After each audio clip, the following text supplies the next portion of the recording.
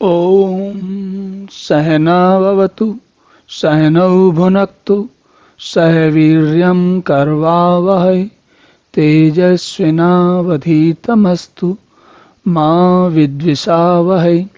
ओम शांति शांति शांति। हरि ओम। तो इस कर्मयोग नामक अध्याय में हम समझ रहे हैं कि कर्मों को किस प्रकार करना चाहिए और किस प्रकार के कर्म हमें बंधनों में नहीं बांधते। तो और इसके लिए पिछले श्लोक में भगवान ने बताया कि जो व्यक्ति आसक्ति रहित होकर कर्म करता है उसे कर्मों के बंधन नहीं होते। जो आत्मा में रमण करता है उसे कर्मों के बंधन नहीं होते। अब भगवान कहते हैं, अब फिर से बार बार हमें याद दिलाते हैं भगवान, और यहाँ फिर से आसक्ति की बात करते हैं। तो क्या कहते हैं भगवान? तस्मात् असक्तः सततम कार्यम कर्म समाचर असक्ता ही आचरण कर्म परम आपनोति पुरुषः।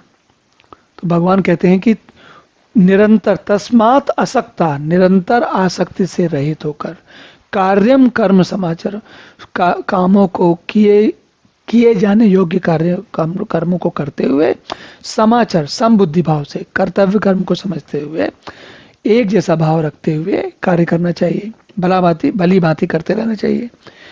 असक्त्यो हेचर,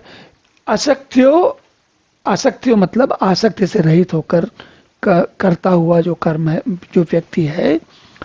असक्त ही आचरण कर्म, असक्त्य ही आचरण कर्म, जो आसक्ति से रहित होकर जो आचरण करते हुए जो कर्म किया जाता है, ऐसा व्यक्ति मनुष्य परमात्मा को प्राप्त हो जाता है। परम आपनोति पुरुषः, ऐसा व्यक्ति, ऐसे इस प्रकार का पुरुष जो है परम आपनोति, उसको परमात्मा की प्राप्ति हो जाती है। तो एक बार फिर से समझे कि भगवान ने क्या कहा। भगवान कह रहे हैं कि आसक्ति रहित होकर सारे कार्यों को करना चाहिए। क्यों? क्योंकि अगर आसक्ति हो जाती है तो हमारा मन और हमारी बुद्धि उसमें उलझ जाती है, कार्य को ठीक से नहीं कर पाती और चिंता में कि फल कैसा मिलेगा, फल मेरे जैसा मैं चाहता हूं वैसा होगा कि कुछ और होगा। इन सारी उहापोह में हम अपनी शक्ति व्यय करते हैं और कार्य को ठीक से नहीं कर पाते।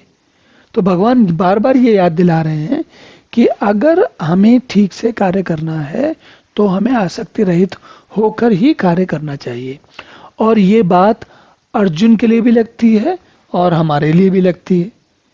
तो गीता जो है, अगर सामान्य व्यक्ति ये समझे कि गीता पढ़ना एक ऐसा कार्य है जो कि धार्मिक लोग करते हैं या धार्मिक लोगों को करना चाहिए, तो अगर आप इसको थोड़ा ध्यान से देंगे तो इसमें धार्मिकता की बात कहाँ है?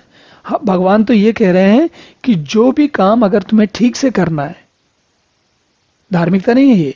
यहाँ पर ये बात बताई जा रही है कि अगर ये तो एक मूल मंत्र है कि किस प्रकार आप अच्छा कार्य करके आसक्ति रहित होकर कर्तव्य कर्मों के बंधन में भी ना पड़ते हुए जीवन को बड़े आनंदमय तरीके से जी सकते हैं। और चाहे कठिन कार्य हो चाहे सरल कार्य हो, आप उन दोनों को आसक्ति रहित भाव से करते हुए अपने जीवन को आनंदमय बनाते हुए हर प्रकार की सफलता को प्राप्त कर सकते हैं।